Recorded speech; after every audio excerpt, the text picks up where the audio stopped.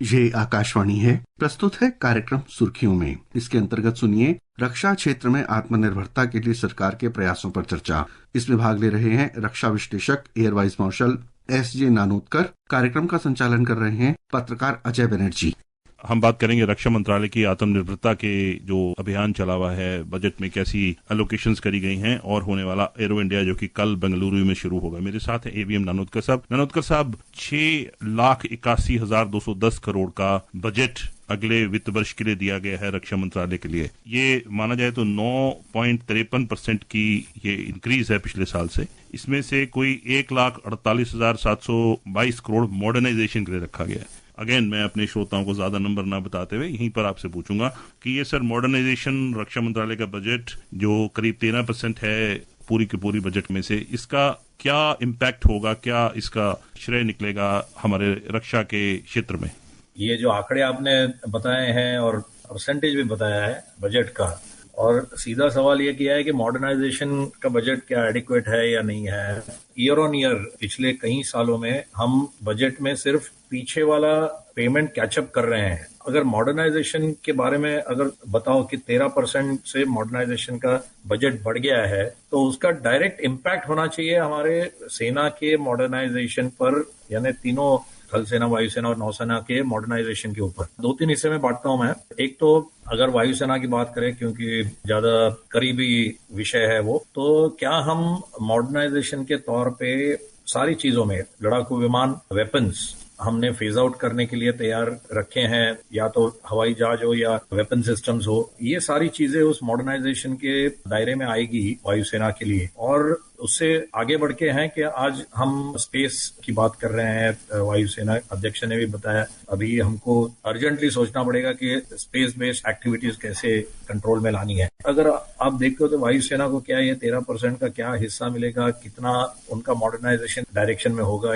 इसको आगे चल के देखना पड़ेगा। वही चीज अगर हम थल सेना और नौसेना की देखें, नौसेना एक थोड़ा सा अलग रखेंगे, क्योंकि नौसेना में आत्मनिर्भरता के ऊपर काफी पिछले 25 साल में जोर दिया था, लेकिन उनके भी जो सबमरीन्स वगैरह हैं और वेपन सिस्टम्स हैं, उसके ऊपर उनकी जरूरतें हैं। जो एक्सपेंशन प्लान है जो नौसेना के मुखिया ने बताया था, तो उसके हिसाब से क्या वो 13% का उनको हिस्सा जो मिलेगा वो काफी है कि नहीं, तो ये क्वेश्चन मार्क मेरे मन में है। पक्का इसके ऊपर CDS और तीनों चीफ बैठ के और मंत्रालय के लोग बात करते होंगे। जो अनाउंस किया है मेरे ख्याल में कम है बजट, क्योंकि वो बैकलॉग का पेमेंट जो है उसके हिसाब से, और सबसे अहम वायुसेना के लिए जो फाइटर जहाज की कमियां हैं जो नंबर्स में, उसको कैसे पूरा करेंगे, क्योंकि LCA का प्रोडक्शन नहीं हो रहा है, AMCA का अभी ठिकाना नहीं है जैसे चाहिए था वैसे। तो वो जो 126 में से सिर्फ 36 रफाल आए, उसके आगे का क्या करेंगे? हम बात तो कर रहे हैं LCA Mark 1, 1A की, Mark 2 की, लेकिन वो कब आएंगे? उसके लिए क्या ये 13% जो आपने बढ़ोतरी दिखाई है, हिस्सा रखा है मॉडर्नाइजेशन के लिए, तो मेरे ख्याल में ये कम पड़ेगा और इसके ऊपर क्रिटिकली ध्यान देना पड़ेगा। 3-4 बातें अपनी बड़ी अहम कहीं साइबर और स्पेस के बारे में। रक्षा मंत्रालय ने बताया है कि वो एक नई इमर्जिंग टेक्नोलॉजीज जिनके बारे में बात कर रहे हैं, वो साइबर है, स्पेस है, आर्टिफिशियल इंटेलिजेंस है, मशीन लर्निंग है और रोबोटिक्स है। इनके ऊपर कैपिटल का एक हिस्सा स्पेंड करा जाएगा। कैपिटल यानी जिससे नए जहाज, नई चीजें नई दी जाती हैं, नए विमान, ये सब नया इक्विपमेंट लिया जाता है सेनाओं का, उसको कैपिटल कहा जाता है। करीब 1,80,000 करोड़ का कैपिटल का बजट रखा है, उसमें ये नई टेक्नोलॉजीज का मेंशन है। तो ये नई टेक्नोलॉजीज जो हम बात कर रहे हैं, ये अभी दुनिया में विकसित की जा रही हैं, तो हमारा स्थिति क्या है अभी इन टेक्नोलॉजीज के ऊपर जो कि बातें हो रही है साइबर की, स्पेस की? जाहिर सी बात है, हमारे श्रोताओं को मैं बता दूं कि हमारी स्पेस की एक डोमेन में हमारा एक तीनों सर्विसेज ने मिलकर कुछ काम करना शुरू किया है पिछले कुछ वर्षों में। मगर नानोदकर सर, क्या ये नई टेक्नोलॉजीज का हम जो समीकरण करेंगे और अपनी सेनाओं में जोड़ेंगे, उसमें क्या फर्क होगा, क्या नई चीज होगी? आज तक पैसे की कमी थी और हमारे पास टेक्नोलॉजी भी लोग डेवलप कर रहे थे, लेकिन पेस थोड़ा सा स्लो था, काफी हद तक स्लो था। उसके साथ साथ हमें टेक्नोलॉजी डिनाइल भी रहा है पास्ट में। उसके हिसाब से अगर देखा जाए तो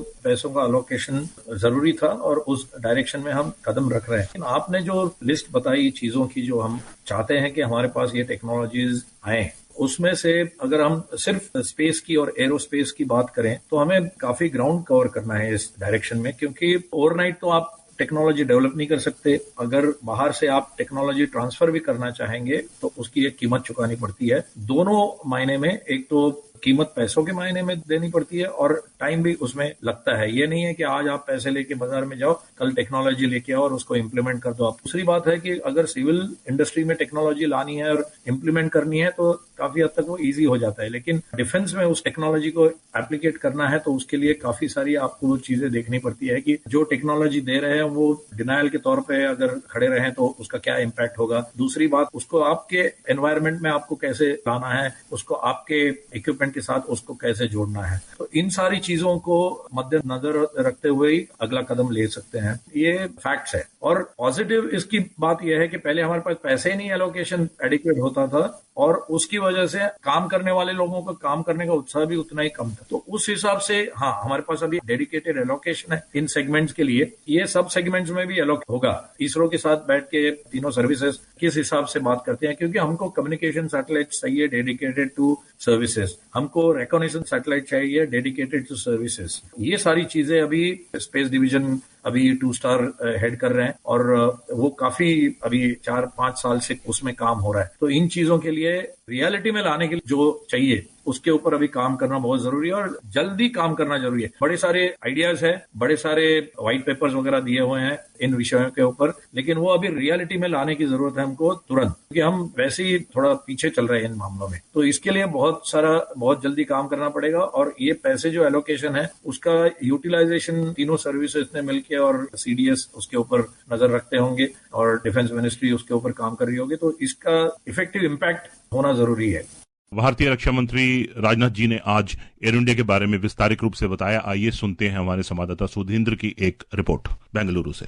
2 साल बाद बेंगलुरु में फिर से एरो इंडिया शो होने वाला है। इस 5 दिन के विशाल कार्यक्रम में रक्षा क्षेत्र से जुड़े नेता, व्यवसाय से जुड़े कंपनियों के प्रतिनिधि, अनुसंधान और विकास के क्षेत्र से आए जानकार इसमें भाग ले रहे हैं। हमारे रक्षा मंत्री Rajnath Singh ji, chief of the defence staff general Anil Chauhan, air chief marshal AP Singh के अलावा कई गण्यमान्य अतिथि इसमें भाग लेंगे।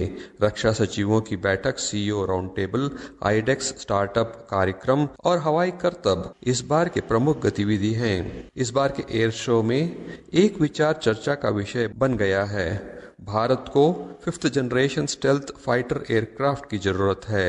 एरोनॉटिकल डेवलपमेंट एजेंसी ADA और HAL मिलकर advanced medium combat aircraft AMCA को देश में ही बनाने का काम कर रहा है। एरो इंडिया शो में रशिया ने Su-57 फैलॉन और अमेरिका ने F-35 लाइटनिंग लड़ाकू विमान का प्रदर्शन किया है। तो चर्चा का विषय ये है कि क्या भारत इनमें से किसी को खरीदेगा या नहीं। सुधींद्र, आकाशवाणी समाचार, बेंगलुरु। बड़ा अच्छा आंकड़ा इस बार के बजट में आया था आत्मनिर्भरता के ऊपर। बजट में एक खास तौर पे मेंशन है कि करीब 1,11,000 करोड़ रुपए खर्च होगा, जो कि केवल हमारी निजी भारतीय कंपनियों से साजो सामान, इक्विपमेंट, वेपन्स लेने में खर्च होगा। ये 1,11,000 करोड़ का आंकड़ा है सर। सो क्या आपको लगता है कि हमारी डोमेस्टिक इंडस्ट्री आत्मनिर्भरता का जो प्राइम मिनिस्टर मोदी साहब ने एक टारगेट रखा है उसको मीट कर सकती है? ये जो आंकड़ा आपने बताया 1,11,000 करोड़ रुपए का, कई सारे सेक्टर्स हैं जिसमें हमारी निजी कंपनियों ने काम किया हुआ है, अच्छा काम किया हुआ है, काम कर रहे हैं। जैसे कि अभी टाटा का जहाज C-295 ऑलरेडी इंडक्ट हो चुका है और उसको देखते हुए ऐसे लग रहा है कि हमारा जो AN-32 का रिप्लेसमेंट चाहिए हमें, उस तरफ भी हम ध्यान दे सकते हैं। अगर बजट एलोकेशन है और अगर टाटा जैसी कंपनी इसको इस्तेमाल करना चाहती है और इस्तेमाल करने में उनको मदद होती है तो मेरे ख्याल ये हो सकता है। भारत फोर्ज ने कई प्रोडक्ट्स किए हुए हैं। आपने एक वेपन्स का जिक्र किया। वेपन्स के सेक्टर में मेरे को नहीं लगता है कि जितना काम होना चाहिए उतना हुआ है। हम वेपन्स के लिए फिर भी अभी फॉरेन कंट्रीज के पास जा रहे हैं। कई सारे वेपन्स डेवलपमेंट के प्रोग्राम्स है DRDO के, कई सारी वेपन्स सक्सेसफुल हुई है, पर वो कॉन्टेम्पररी बकेट में आती है कि नहीं, उसके ऊपर एक छोटा सा क्वेश्चन मार्क है। और जो आती है उनको प्रोडक्शनाइजेशन करने में अभी तो कम से कम 3-1 साल लगेंगे। हमारी निजी कंपनियों के पास ताकत है बजट यूटिलाइज करने की, लेकिन वो सही डायरेक्शन में लेके जाने की जरूरत है उसको, क्योंकि जो क्रिटिकल टेक्नोलॉजीज आई हुई है, जैसे कि अभी कई कंपनियां हैं, कई स्टार्टअप्स है, छोटे कंपनियां हैं जिन्होंने, इवन PSUs ने भी काफी सारी डेवलपमेंट पिछले 5-1 साल में करके दिखाई है। ये सारी चीजें अगर हम सही मायने में प्रोडक्शनाइज करके और सर्विसेज यूटिलाइज करती है उसको सही चीजों को चुन के, तो मेरे ख्याल ये बजट आपको कम पड़ने वाला है।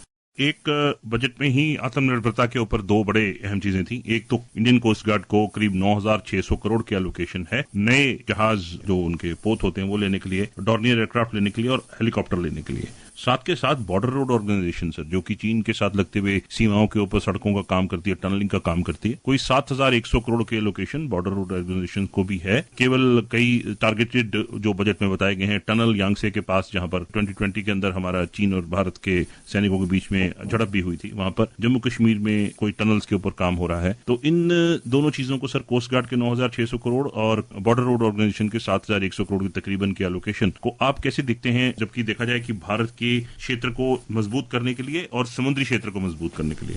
हमारा जो नॉर्थ और नॉर्थ ईस्ट का इलाका है पूरा का पूरा, जो चाइना और पाकिस्तान से लगा हुआ है, उसमें रोड्स की हालत उतनी अच्छी नहीं है जितनी होनी चाहिए, और उसी के लिए काफी हमारा एफर्ट यूज होता है। इंटर वैली ट्रांसफर करना होगा ट्रुप्स को, इक्विपमेंट को, तो उसके लिए अगर ये सारे रास्ते अच्छे हो जाए और जो क्लासिफिकेशन के रास्ते होने चाहिए आपके मूवमेंट्स के लिए और बाद में लॉजिस्टिक सप्लाईज के लिए, तो हर जगह है नहीं। और कई जगह, अभी हाल ही में मैं नॉर्थ ईस्ट में होके आया, तो कई जगहों पे वो रास्तों की हालत ऐसे खराब है कि नॉर्मल व्हीकल तो जा ही नहीं सकते। अब रेगुलर सप्लाईज की बात कर रहे हैं, वेपन्स की बात कर रहे हैं, और कई जगहों पे आपको हेवी इक्विपमेंट ट्रांसफर करना है। तो इसके लिए बीआरओ को जो बजट अलॉट हुआ है, मेरे ख्याल अगर वो पूरा का पूरा इस्तेमाल हो जाए तो सारे सेक्टर्स कवर नहीं होंगे, पर उसके लिए एक बूस्ट मिल जाएगा कि वो रोड्स जो इंफ्रास्ट्रक्चर है वो अच्छा हो जाए। और आपने जो कोस्ट गार्ड का जिक्र किया, ये बॉम्बे अटैक के बाद में अभी कई साल हो गए, लेकिन जो इक्विपमेंट मॉडर्नाइजेशन कोस्ट गार्ड में होना चाहिए था उतना हुआ नहीं है। हमने फोकस ज्यादा रखा था, जो हमारी कमियां थी नेवी के पास उसके ऊपर ज्यादा फोकस रहा है। तो आई थिंक ये एलोकेशन बहुत सही डायरेक्शन में चल रहा है। ओनली थिंग ये जो इक्विपमेंट हम लाने की बात कर रहे हैं, वो ऑलरेडी इक्विपमेंट प्रोडक्शन शुरू हो गया है हमारे डॉक्स में, और उसको मॉडर्नाइजेशन की जो जरूरत है उसमें वो डालने के लिए जो पैसों की कमी महसूस कर रहे थे कोस्ट गार्ड, तो मेरे ख्याल ये उस डायरेक्शन में काफी अच्छा बूस्ट मिलेगा उनको। कल से एरो इंडिया स्टार्ट है बेंगलुरु में। करीब 900 एग्जिबिटर होंगे वहां पर, करीब 54 फॉरेन ओरिजिनल इक्विपमेंट मैन्युफैक्चरर होंगे, 52 डोमेस्टिक कंपनियां होंगी और करीब 78 मुल्कों के कोई ना कोई रिप्रेजेंटेटिव वहां पर आएगा। ननोत्कर साहब, एक फाइटर लड़ाकू विमान के पायलट रहे हैं आप। एक बड़ी अहम चीज उठ के आ रही है कि रूस का सुखोई 57 और अमेरिकी F-35 विमान, दोनों ही 5वीं श्रेणी के लड़ाकू विमान हैं, वो दोनों बेंगलोर में होंगे। आपकी छोटी सी टिप्पणी दोनों लड़ाकू विमानों के ऊपर। देखिए, 5th 6th जनरेशन फाइटर तो हम देख ही रहे हैं अपने लिए। लग रहा था कि हमारा एमका प्रोग्रेस करेगा फास्ट, और वो प्रोग्रेस जिस तरह से करना चाहिए था उस तरह से नहीं हो रहा है। तो नेचुरली हमारी दृष्टि जाएगी इन फाइटर्स की तरफ। और आज अगर हम चाइना की तरफ देखते हैं, उनकी कैपेबिलिटी की तरफ देखते हैं, और हमारे एक्सपर्ट्स हैं वो उस कैपेबिलिटीज को असेस करते हैं, और चाइना जो चीजें पाकिस्तान को देने के लिए तैयार है उन चीजों को देखते हैं, तो आई थिंक ये क्लास का जो जहाज है 5th जनरेशन फाइटर जो डिस्प्ले पे, पिछली बार F-35 आया था, Su-57 नहीं आया था। इस बार अगर दोनों आ रहे हैं तो उसमें एक तो तुलना होगी, क्योंकि दोनों एक दूसरे के बराबरी करने की कोशिश करेंगे, और जहाज ही नहीं उसके साथ जो वेपन्स वगैरह देखने को मिलेंगे या सुनने को मिलेंगे, जो डेमोन्स्ट्रेशन करने की कोशिश करेंगे, वो बहुत अहम बात होगी हमारे लिए। और वो देखने के लिए मैं खुद उत्सुक हूं, क्योंकि Su-57 तो पहली बार डिस्प्ले कर रहा है इंडिया में। F-35 को हमने कुछ हद तक पिछली बार देखा था। मैं खुद भी एक्साइटेड हूं, और मेरे ख्याल पूरे जो लोग हैं जिनको ये असेस करने की जरूरत है किस तरह के जहाज है, क्या कर सकते हैं, किस तरह के वेपन्स वो हमारे लिए ला सकते हैं, और उससे एमका को एक थोड़ा सा बूस्ट मिलेगा मेरे ख्याल में, एक थोड़ा सा जोरदार धक्का मिलेगा HAL को कि भाई, और डेवलपमेंट एजेंसीज को कि भाई ये आपके सामने खड़ा है और इस तरह का हमारे लिए इक्विपमेंट बनाना बहुत जरूरी है, जल्दी से जल्दी। बहुत ही अच्छा लग रहा है कि ये दोनों जहाज आमने सामने खड़े होंगे। कल इंतजार करते हैं, एरो इंडिया शुरू होगी बेंगलुरु में, जहां पर ये दोनों लड़ाकू विमान सुखोई 57 रूस का और F-35 अमेरिका का दोनों आमने सामने होंगे। बेंगलुरु के स्काईज के ऊपर देखा जा सकेगा। भारत की आत्मनिर्भरता के ऊपर बात करने के लिए ननोत्कर सर बहुत बहुत शुक्रिया। शुक्रिया राजय। अभी आप सुन रहे थे रक्षा क्षेत्र में आत्मनिर्भरता के लिए सरकार के प्रयासों पर चर्चा। इसमें भाग ले रहे थे रक्षा विश्लेषक एयर वाइस मार्शल S.J. नानोत्कर। कार्यक्रम का संचालन कर रहे थे पत्रकार अजय बनर्जी। यह कार्यक्रम आकाशवाणी के समाचार सेवा प्रभाग द्वारा प्रस्तुत किया गया। इसे आप हमारे mobile app news on AIR और YouTube channel news on AIR official पर भी सुन सकते हैं। इस कार्यक्रम के संबंध में अपनी प्रतिक्रिया आप हमें ईमेल या व्हाट्सएप के माध्यम से भेज सकते हैं। ईमेल का पता है airnsdtalks@gmail.com और व्हाट्सएप नंबर है 9289094044।